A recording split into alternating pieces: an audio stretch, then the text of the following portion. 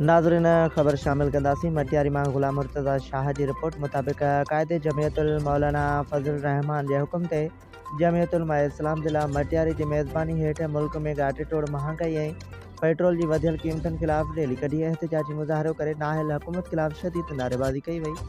एहतिजाज में जमियतुल उलमा इस्लाम सूबाई सलार सलीम सिंधी, ज़िलई अमीर हाजी सारंग खान मंगवाणो, हाला तालके जे अमीर हाजी साहिब ॾिनो वरियाह, तालके मटियारी जे अमीर मौलाना अमीर अली खोसो, तालका न्यू सईदाबाद जे अमीर मौलाना शिराज अहमद मेमण ऐं ॿियनि शिरकत कंदे ख़िताब कंदे चयो त महांगाई शदीद आहे, हुकूमत अवाम ते पेट्रोल बम केरायो आहे।